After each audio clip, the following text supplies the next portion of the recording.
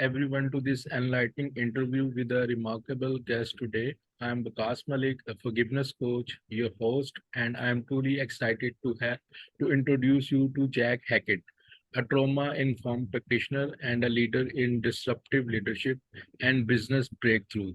Jacq, it's an absolute pleasure to have you here today. So, my first Thank you question, so much for having me, Nahid. you are welcome. So my first question is that can you tell me about your journey and what inspired you to become a trauma-informed practitioner and a leader in disruptive leadership and business breakthroughs? Well, my journey was one of incidental falling into the position, I suppose. So having a servant's heart, many years ago, I don't know if you know about it, but Australia had a massive flood in 2011 and people died, people lost property. And I was living in the area that was affected. And one of the things that I wanted to do, because I wasn't personally affected too much, was to reach out to the people in the community and help bolster their spirits. So I managed to form a charity. I raised $160,000 and I put on a 4-day event free for everybody. And the community all came to see these television personalities and artists and musicians. And we had a wonderful 4 days where we bolstered everybody's spirits. We found that resilience within ourselves and we came back from devastation to creativity. And that was the start, I guess, of me seeing how I could help other people. Now, I had networks that I could reach into, and I had my own resilience as well. And I could see that there was so much potential out there. So, having the servant's heart and wanting to help other people started me on this journey of actually helping people with intent. So, forming a coaching business and then going into trauma informed to see where people are hurting the most and turning that around. That gives me so much joy in my soul and it helps other people. So that was my journey, and it started in 2011. Right. So your coaching success principles are intriguing. Could you share one principle that has had a profound impact on leadership teams during times of disruption? Absolutely. The obstacle is the way. It's so interesting. Whatever obstacles we put in front of ourselves, we put in front of ourselves. So as long as we see that obstacle as the way, we break through those barriers and we are unstoppable. The limitations of what we place on ourselves. So that is the one thing that I say to everyone. What is it that's stopping you? What is the obstacle? That's the way you'll get through it. Interesting. So you emphasize the importance of developing a growth mentality. How do you help individuals and teams cultivate this mindset, especially in challenging situations?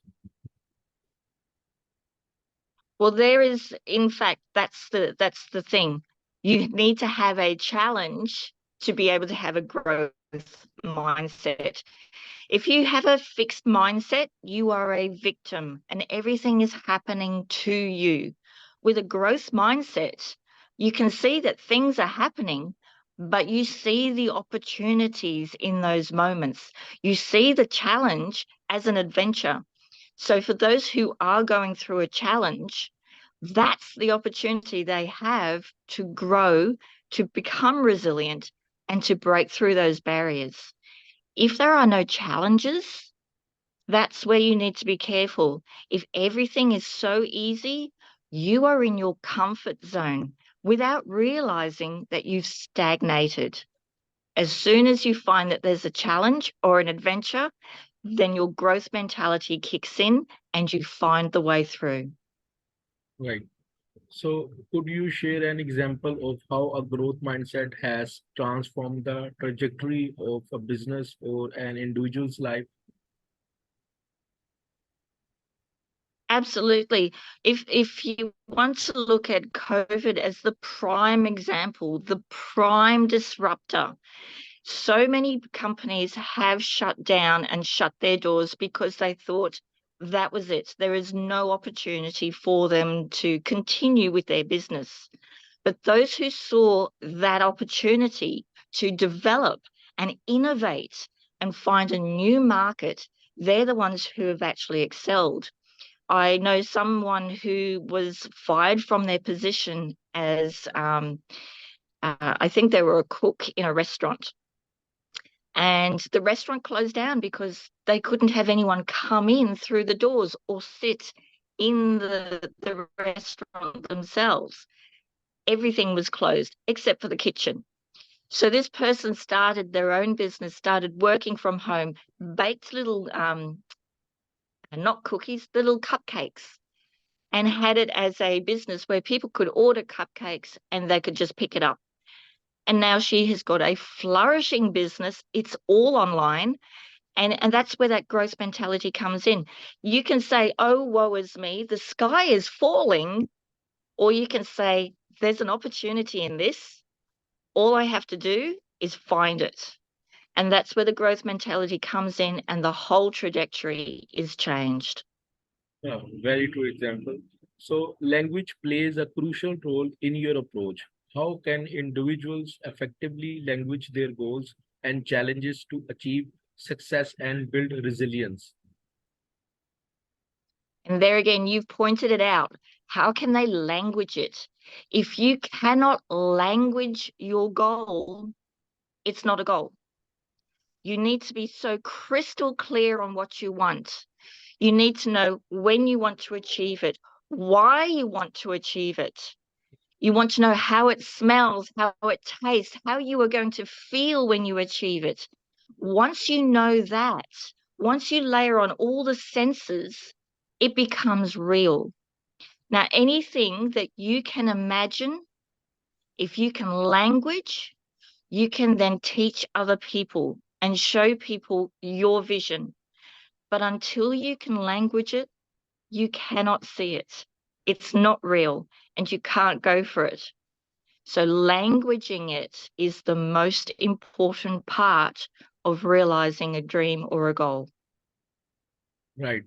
Resilience is key to facing adversity. What strategies do you employ to help your clients build and maintain resilience in their personal and professional lives? Okay. May I ask how old you are? I am How, 29 years old. okay, you have survived every single day of the last 29 years of your life. Right, How awesome is that? right, Whatever challenge you have faced in the past, you've overcome it. You are still here. No matter what life is going to throw at you, you're going to find the same resilience because you've done it so far. right, People who actually come to me and say, I don't know what to do, I don't think I can get through this, they have made the first step to asking for help. And it's okay to ask for help. If you ask for help, you know that you're going to get there because you've put your hand out, someone's going to help you out, everything's going to be okay. Those people who suffer in silence, who go insular and do not reach out, they are the ones who are going to find it tougher. They are going to be below the line. They're going to be the victim. To have above the line thinking, to reach out for help when you need it, that is going to help people realize that they have the strength within them and they're on the first step to getting there. right. You mentioned the quantum reset method. Could you explain how this method works and how it brings about quantum results for individuals and businesses? Absolutely. So quantum physics, if anybody understands quantum science, quantum physics, multiple opportunities, endless opportunities. It's a sliding door opportunity. If you decide to do this, then that will happen. But you may change your mind and do something completely different.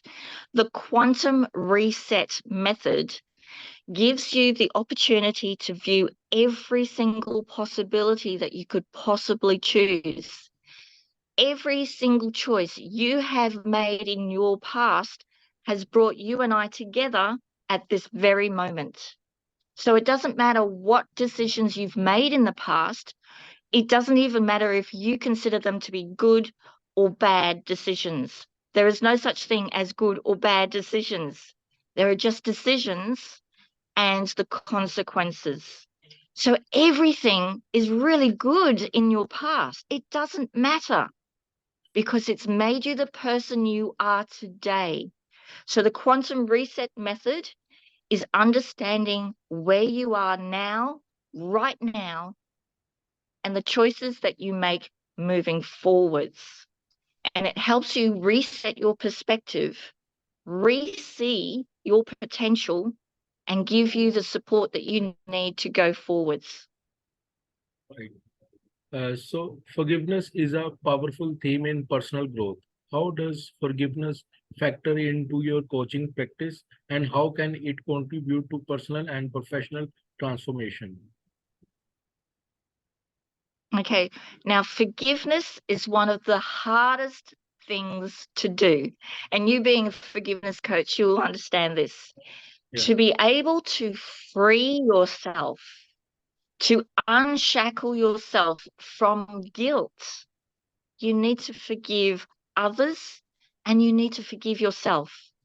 As a trauma-informed coach, most of us will forgive other people.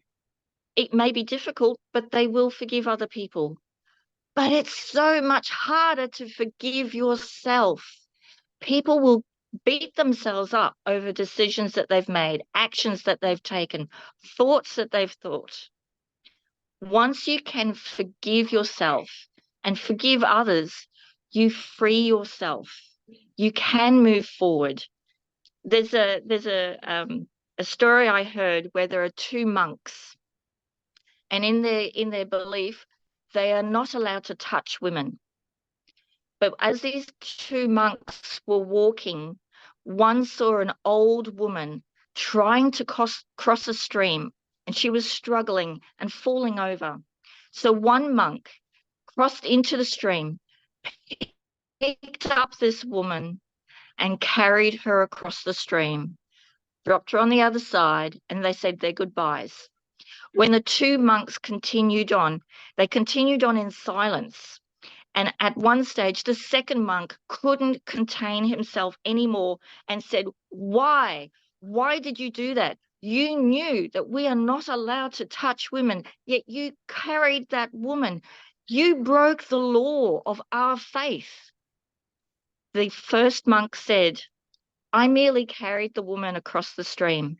You have carried her ever since. That man, that monk, needed to forgive his friend and forgive himself, because that one act of kindness, even though it may have crossed the line at some stage in their faith, he was carrying that and he was weighted down with that. So being able to forgive is to be able to release yourself, free yourself.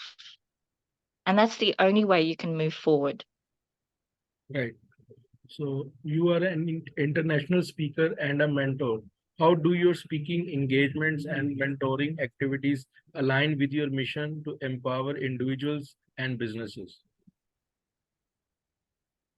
I was fortunate very recently to speak to a group of facilitators on how to speak. Now, these facilitators are actually employed by one of the major 5 companies in the world. And their whole job is to speak to other people. And my role was to teach them how to speak. So my role as a speaker and a mentor helps people achieve the goals of their career. I see it as threefold. One, it could be a job.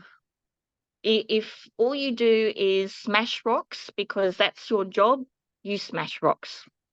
If your career is to take broken rocks and build a building, that's your career. If your calling is to build a cathedral and do it for the grace of God, that's a calling. And for someone to reach their potential and to feel that they have a calling or they're on a mission, it's to see their potential. And that's to take someone who smashes rocks and understand that they are doing something that is going to leave a legacy beyond themselves. So my calling is to help people reach their potential. So whether it's speaking or mentoring, I have my calling and I'm helping others reach theirs. Right. So, what are some key takeaways or pieces of advice you often share with your audience and mentees? The key takeaways is whatever hasn't killed you is going to make you stronger. It's the one thing that everyone can have a laugh at. We're still here. I'm still here. You're still here. Everyone is fighting the good fight. Everyone is wanting to get from A to B. And if you've gotten this far, you can keep going. You're only limited by the limitations you place on yourself. So it's not over. Stop thinking it's over. Think of what could be, and then let's make it happen. So, what are your future goals and aspirations for your coaching practice and your role as a disruptive leadership ambassador? So at the moment, my coaching business is in 8 different countries. In the last 12 months, I've spoken to about 20,000 people. I would love to reach more people and faster. So if I can expand my business from 8 countries to in 12 months, maybe make that 30 countries. So I want to triple my business at the moment, triple my reach, help triple the amount of people to achieve their goals, overcome obstacles. That's my goal for the next 12 months. That's wonderful. So, any final thoughts or insights you would like to leave our audience with, especially those seeking to unlock their full potential? Absolutely. To unlock your full potential, you have to believe in yourself. And sometimes for you to be able to believe in yourself is to hear someone say that they believe in you. Everybody who comes and joins me for a session, I tell them that I believe in them. That might be the smallest spark that sets their heart on fire. So for anyone wanting to reach their own potential, I believe in them and they should be believing in themselves. Right. So, thank you, Jacq, for sharing your profound insights and experience with us today. It's been an enlightening conversation, and I'm sure our audience has gained valuable knowledge from your wisdom. Thank you so much. Thank you, Okas. It's been a pleasure. It's great to see you again. Thank you. Have a nice day. Bye bye. Bye-bye.